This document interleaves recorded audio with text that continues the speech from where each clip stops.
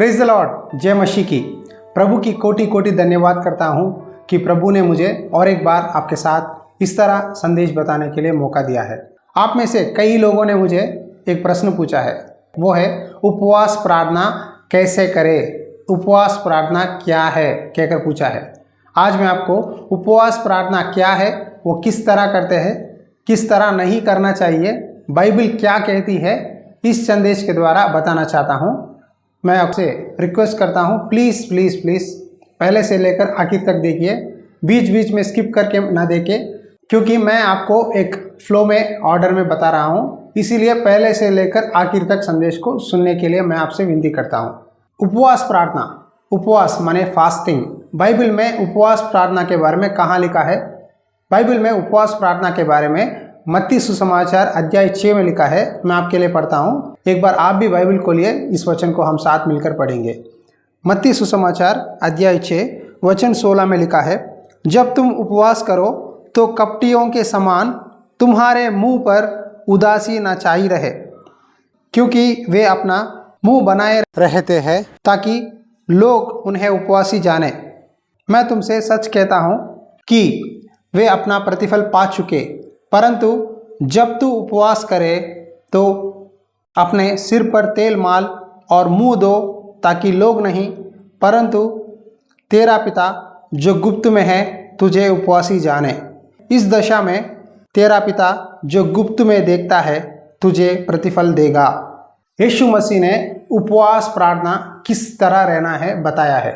उपवास माने फास्टिंग। कई लोग उपवास करते हैं, आहार को बंद करके परमेश्वर के सामने प्रार्थना करना, बाइबल पढ़ना, परमेश्वर की गीत गाते हुए परमेश्वर की स्तुति करना, प्रार्थना करना, अपनी रिक्वेस्ट को परमेश्वर के सामने रखना ही उपवास प्रार्थना है। इधर यीशु मसीह ने भी कहा है, उपवास प्रार्थना तुम जब करते हो तो सारे लोगों के समान मुंह उदासी रखकर, बहुत दुख से रखकर सबके सामने मैं उपवास कर रहा हूँ, मैं उपवास कर रहा हूँ बोल बोल के तुम करने की कोई ज़रूरत नहीं है। तुम उपवास प्रार्थना जब कर रहे हो, तुमको और तुम्हारे पिता को मालूम होने से काफ़ी है। जब उपवास प्रार्थना आप करते हैं, आप सबको बोलने की ज़रूरत नहीं है कि आज मैं उपवास हूँ, आज मैं उपवास हूँ कहकर। आप गुप्त रूप से उपवास कीजिए, क्योंकि प्रभु चाहता है कि अपने लोग परमेश्वर से रहस्य में बातें करें। बाइबल में लिखा है इसी अध्याय में, मत्ती सुसमाचार अध्याय 6 में लिखा है वचन, जब तू प्रार्थना करे तो कपटियों के समान ना हो, क्योंकि लोगों को दिखाने के लिए आराधनालयों में और सड़कों के मोड़ों पर खड़े होकर प्रार्थना करना उनको अच्छा लगता है। मैं तुमसे सच कहता हूँ कि वे अपना प्रतिफल पा चुके हैं। परंतु जब तू प्रार्थना करे तो अपनी कोठरी में जा और द्वार बंद करके अपने पिता से जो गुप्त में है प्रार्थना कर, तब तेरा पिता जो गुप्त में देखता है तुझे प्रतिफल देगा। देखिए, उपवास प्रार्थना सबको बोलने की ज़रूरत नहीं है। शायद कलीसिया में आप सबसे मिलकर उपवास प्रार्थना करते होंगे, वो अलग है, मैं उसके लिए नहीं बोल रहा हूँ। आप जब एकांत में अकेले में उपवास प्रार्थना घर में करते हैं तो आसपास गलियों में सब लोगों को बोलने की ज़रूरत नहीं है। आप उपवास रहकर परमेश्वर से प्रार्थना करना है। अब सवाल यह है, उपवास क्यों करना चाहिए? आपके सामने 6 चीज़ों को मैं बताना चाहता हूँ। इन 6 चीज़ों को आप एक बार नोट कर लीजिए। जब भी आप उपवास प्रार्थना करते हैं, इन 6 चीज़ों को रखकर आप एक एक करके प्रार्थना करिए, ज़रूर प्रभु आपको जवाब देगा।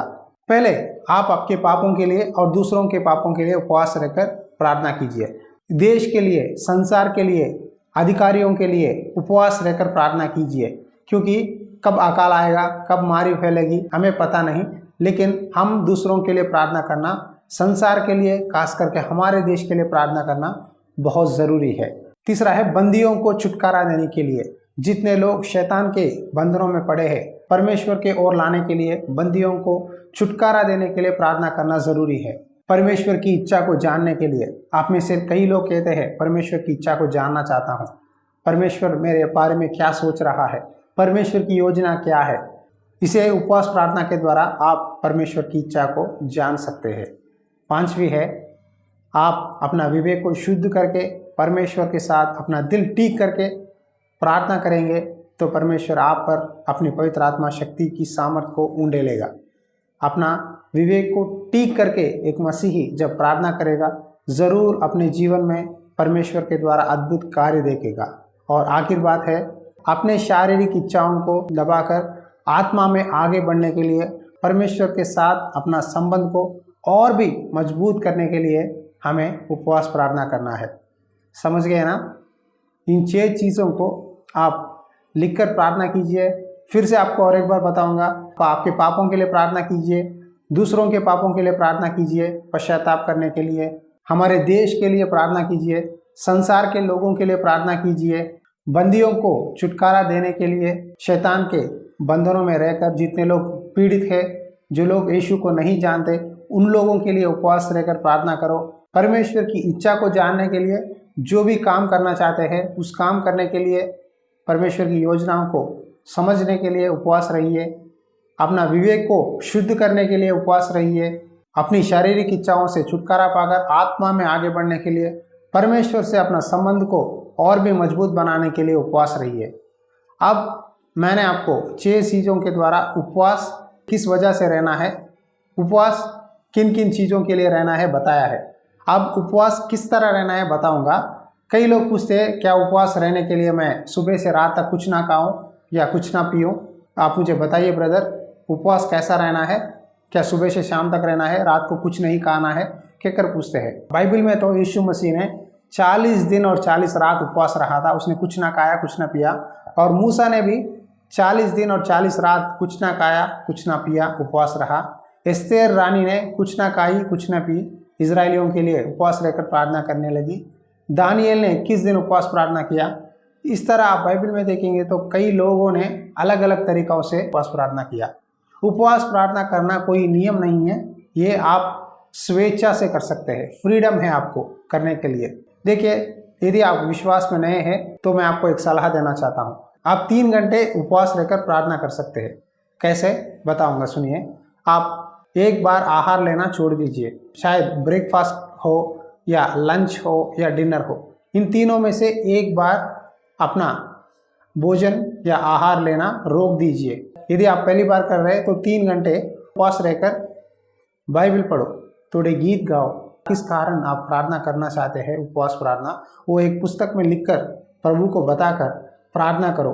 परमेश्वर ज़रूर आपको वचन के द्वारा बात करेगा, आवाज़ के द्वारा बात करेगा, दर्शन के द्वारा बात करेगा। आपको ज़रूर परमेश्वर अपने हाथ से छूकर आपको स्पर्श करेगा, ये पक्का है। मैंने अपना जीवन में इसी तरह अनुभव किया है। यदि आप हफ्ते में 1 बार कर सकते हैं या 2 बार कर सकते हैं या 40 दिन कर सकते हैं या 1 हफ्ता कर सकते हैं या 21 दिन कर सकते हैं, इसका कोई संख्या नहीं है। आप जब चाहे, जितने दिन चाहे, जितने बार चाहे उतने बार कर सकते हैं।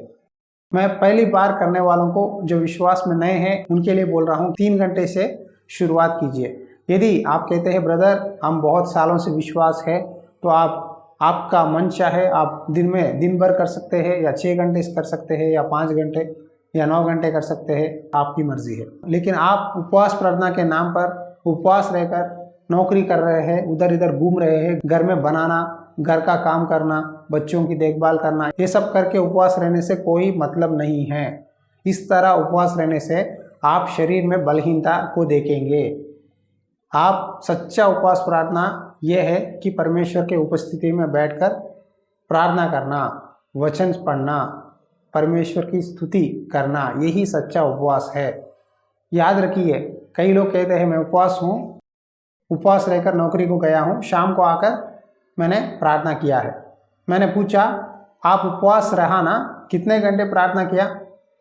उन्होंने कहा आधा घंटा। ये उपवास प्रार्थना नहीं हो सकता, क्योंकि जब आप उपवास में हैं तो आप परमेश्वर के चरणों के पास बैठना है। आप इधर इधर घूमना नहीं चाहिए, आप सब कामों को छोड़ना है। योएल की पुस्तक अध्याय 2 में लिखा है, सब लोग परमेश्वर के पास आकर उपवास करो। मूसा 40 दिन परमेश्वर की उपस्थिति में 40 दिन 40 रात रहा।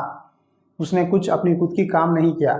10 आज्ञाओं को लेने के लिए उसने 40 दिन उपवास रहा। एक सेवक ने कहा मैं बाइबल को समझने के लिए उपवास रहता हूँ। क्या है? बाइबल को समझने के लिए उपवास रहता हूँ। यदि आपने अब तक परमेश्वर की इच्छा को आपने जीवन में नहीं जाना है तो उपवास रहिए। उपवास रहने के लिए कोई नियम नहीं है, रीति रिवाज नहीं है। परमेश्वर ने हमको फ्रीडम दिया है, स्वेच्छा दिया है। सिर्फ यही ध्यान रखो कि आप जो उपवास कर रहे हैं वो आपके लिए कर रहे हैं, परमेश्वर के लिए नहीं कर रहे या किसी और के लिए नहीं। अपना जीवन को सुधारने के लिए, अपनी आध्यात्मिक स्थिति को परमेश्वर से मजबूत करने के लिए आप उपवास कर रहे हैं। यीशु के पास एक व्यक्ति ने अपने बेटे को लाकर उनके चेलों को बताया, मेरा बेटा आग में गिरता है, पानी में गिरता है, उसे शैतान ने पकड़ा हुआ है, कृपया इस बच्चे के लिए प्रार्थना कीजिए, मेरे बच्चे को ठीक करो कहकर उसने विनती किया।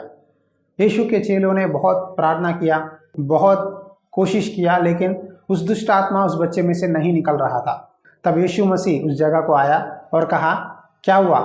तब उस व्यक्ति के पिता ने कहा, प्रभु यीशु देखिए, आपके चेलों के पास मैंने लाया और कहा कि मेरे बेटे में दुष्ट आत्मा है, वो आग में डालती है, पानी में डालती है, इधर उधर गिरते रहता है, एक बार मेरे बेटे को इस शैतान की बंधन से छुटकारा दीजिए कहकर मैंने आपके चेलों को विनती किया, लेकिन उन्होंने कुछ नहीं कर पाया, क्या आप कुछ कर सकते हैं कहकर उसने विनम्र से यीशु मसीह के पास पूछा। तब यीशु मसीह ने कहा, यदि तुम विश्वास करते हो तो ज़रूर होगा। तब यीशु ने उस दुष्टात्मा को डांट कर उसके शरीर में से भगा दिया और उस लड़के को ठीक करके यीशु मसीह उसके पिता के हाथ में दे दिया। उसके बाद यीशु के चेलों ने आकर पूछा, प्रभु हम क्यों उस दुष्टात्मा को भगा नहीं पाए?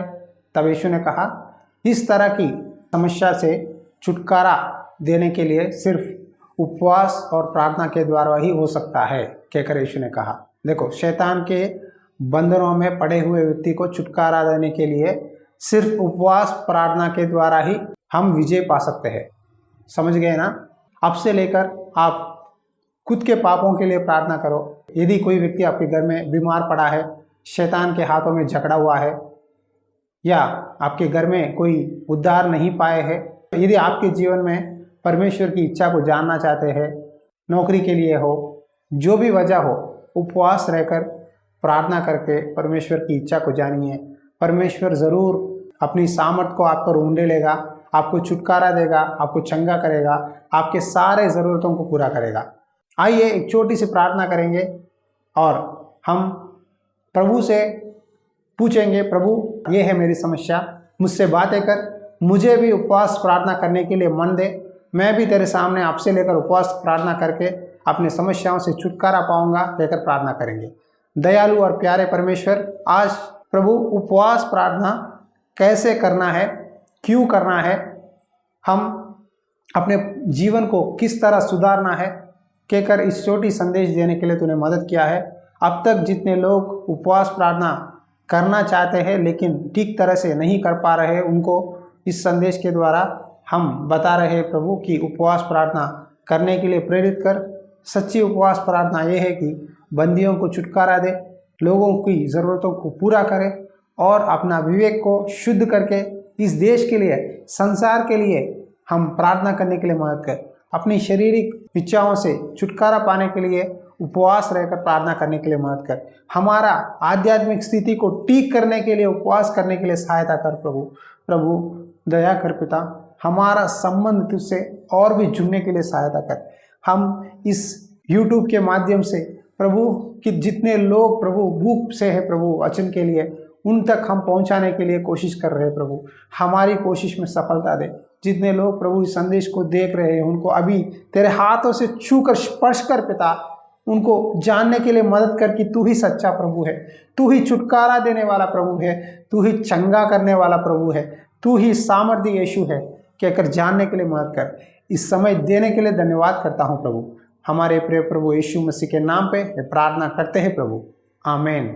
मसीह में प्यारे भाइयों और बहनों, यदि आपने इस संदेश के द्वारा कुछ सीखा है तो ज़रूर आपके राय को आपके कमेंट्स के द्वारा बता सकते हैं। उसी तरह कृपया इन संदेशों को आपके सर्कल में, व्हाट्सएप ग्रुप में शेयर करना ना भूलें। उसी तरह सब्सक्राइब कीजिए लॉर्ड्स हाउस चैनल को। यदि आपके कोई सवाल हो तो आप हमें व्हाट्सएप के द्वारा भी मैसेज कर सकते हैं। हमारे प्रिय प्रभु यीशु मसीह की प्यार, अनुग्रह और समाधान आपके साथ बनी रहे। God bless you.